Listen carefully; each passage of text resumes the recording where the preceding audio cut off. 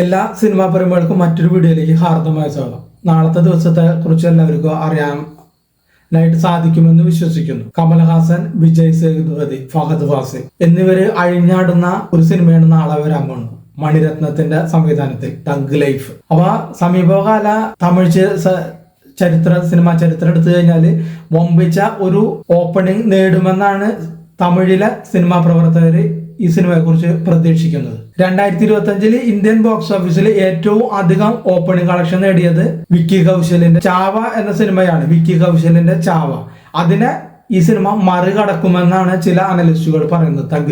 Thug life കമൽഹാസനും മണിരത്നവും ഒന്നിക്കുന്ന ഒരു gangster drama സിനിമയാണ് തഗ് ലൈഫ്. അപ്പൊ ആവേശകരമായ ഈ കൂട്ടുകെട്ടിന് കൂടെ നല്ല രീതിയിൽ പ്രൊമോഷനും കൂടി വരുന്നുണ്ട്. അതുകൂടാതെ വമ്പിച്ച ബഡ്ജറ്റിലാണ് ഈ സിനിമ നിർമ്മിച്ചിരിക്കുന്നത്. അതുകൂടാതെ കമൽഹാസന്റെ ഇതുവരെ കാണാത്ത ഒരു വ്യത്യസ്തമായ റോളാണെന്നാണ് ഇതില് വരുന്നത് എന്നാണ് പറയപ്പെടുന്നത്. അപ്പൊ ടീസറൊക്കെ അങ്ങനത്തെ ഒരു സൂചനയാണ് നമുക്ക് ലഭിക്കുന്നത്.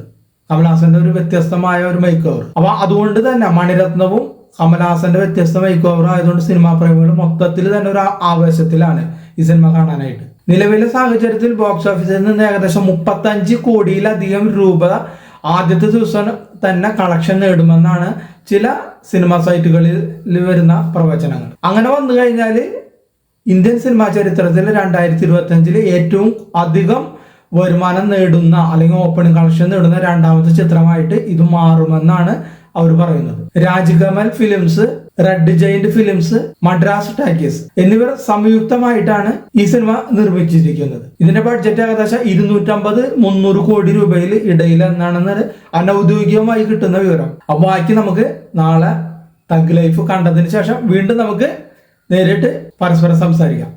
അതുവരെ എല്ലാവർക്കും വണക്കം.